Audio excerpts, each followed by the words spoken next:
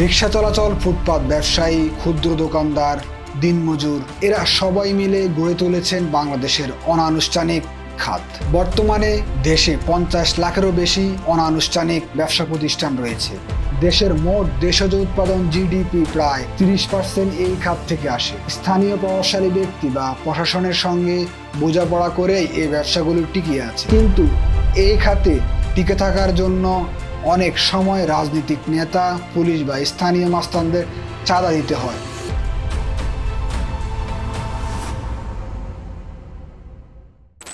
বাংলাদেশের আনুষ্ঠানিক অর্থনৈতিক রিক্সা, চায়ের দোকান, ফুটপাত ব্যবসা টিকে থাকার রহস্য কি?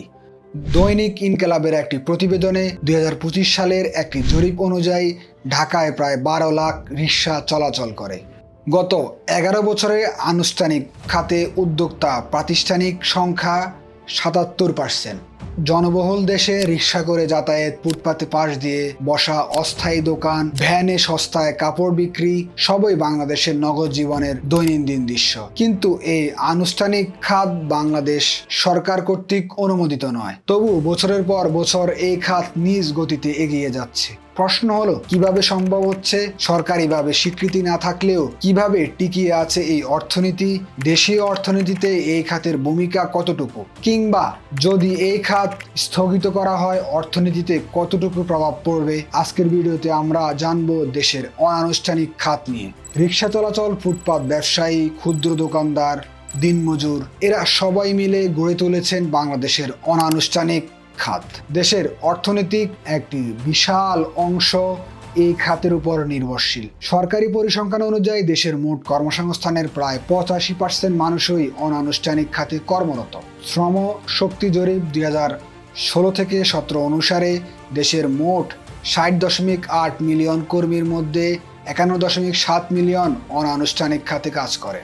বাংলাদেশ পরিসংখ্যান ব্যুরো BBS 2022 সালে শ্রমশক্তি জরিপে দেশের মোট বেকার সংখ্যা 25,82,000 জন বলে উল্লেখ করা হয়েছে। বর্তমানে দেশে 50 লাখেরও বেশি অনানুষ্ঠানিক ব্যবসা প্রতিষ্ঠান রয়েছে। 2012 সালে এশিয়ায় উন্নয়ন ব্যাংক ADB এবং বাংলাদেশ পরিসংখ্যান ব্যুরো BBS এর যৌথ প্রতিবেদনে দেখা যায়, পরিবহন খাতে কর্মরত 3.96 মিলিয়ন মানুষের মধ্যে 93.23% কাজ অনানুষ্ঠানিক। নির্মাণ খাতে 2.61 মিলিয়ন মধ্যে 93.6% কর্মী অনানুষ্ঠানিক খাতে জড়িত। হোটেল ও রেস্টুরেন্ট খাতে 90% শ্রমিকই অনানুষ্ঠানিকভাবে কাজ করেন। অর্থাৎ অনানুষ্ঠানিক খাত শুধুমাত্র ব্যক্তিগত জীবিকার উৎসই নয়, বরং এটি বাংলাদেশের অর্থনীতির অন্যতম গুরুত্বপূর্ণ চালিকা শক্তি।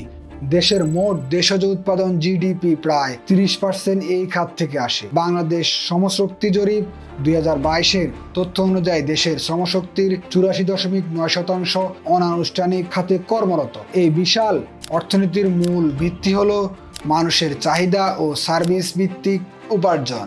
কিন্তু এখানে কোনো নির্দিষ্ট নিয়ম নীতি নেই, কিন্তু অভ্যন্তরীণভাবে এই ব্যবসাগুলো চলমান আছে। কিভাবে সম্ভব হচ্ছে সেটাই এখন বিশ্লেষণ করব।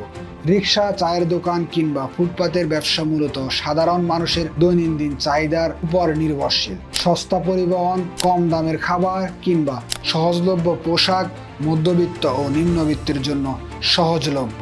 এছাড়া অনেক ব্যবসায় পুরোপুরি বেআইনি নয়, আবার পুরোপুরি অবৈধই নয়। ফুটপাত ব্যবসা বা রিক্সা চালানো সরকার নিয়ন্ত্রণের বাইরে থাকলেও সেগুলো বেআইনি নয়। স্থানীয় প্রভাবশালী ব্যক্তি বা প্রশাসনের সঙ্গে বোঝাপড়া করেই এই ব্যবসাগুলো টিকিয়ে আছে। রিক্সা কেনা, চায়ের দোকানে দেওয়া এবং ফুটপাতে ব্যবসা করতে বড় পুঁজির প্রয়োজন নেই। অধিকাংশ ক্ষেত্রে ক্ষুদ্র ঋণ সংস্থা বা আত্মীয় স্বজনের কাছ থেকেই ধার নিয়েই ব্যবসা শুরু করা যায়। ব্যাংকিং সিস্টেমের উপর নির্ভর করতে হয় না, ফলে সহজেই এই খাতে নতুন উদ্যোক্তা যুক্ত হতে পারেন। বাংলাদেশে প্রায় 98% ক্ষুদ্র প্রতিষ্ঠানই অনানুষ্ঠানিক খাতের অন্তর্ভুক্ত। তাই এই খাত কোনোভাবে বন্ধ হয়ে যায় বা সংকুচিত হয় তাহলে দেশের অর্থনীতিতে মারাত্মক প্রভাব পড়বে। যেমন বেকারত্ব বৃদ্ধি পাবে, সেবা ও শিল্প ঘাটতি দেখা দিবে, জাতীয় আয় কমে যাবে। কিন্তু এই খাতে টিকে থাকার জন্য অনেক সময় রাজনৈতিক নেতা, পুলিশ বা স্থানীয় মাস্তানদের চাঁদা দিতে হয়। যদি সরকার নীতিমালা প্রণয়ন করে, দুর্নীতি কমায় এবং ক্ষুদ্র ব্যবসায়ীদের জন্য সহজ শর্ত ও ঋণ সামাজিক নিরাপত্তা ব্যবস্থা নিশ্চিত করে, তাহলে এই খাত আরও শক্তিশালী হবে এবং দেশীয় অর্থনীতিতে আরও গুরুত্বপূর্ণ অবদান রাখতে সক্ষম হবে। অনানুষ্ঠানিক খাত শুধু অর্থনৈতিক কর্মকাণ্ডই নয়, এটি বাংলাদেশের মানুষের জীবনের অবিচ্ছেদ্য অংশ।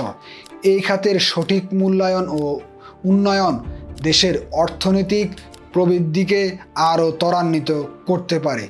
আপনার মতামত কি? কমেন্টে জানান।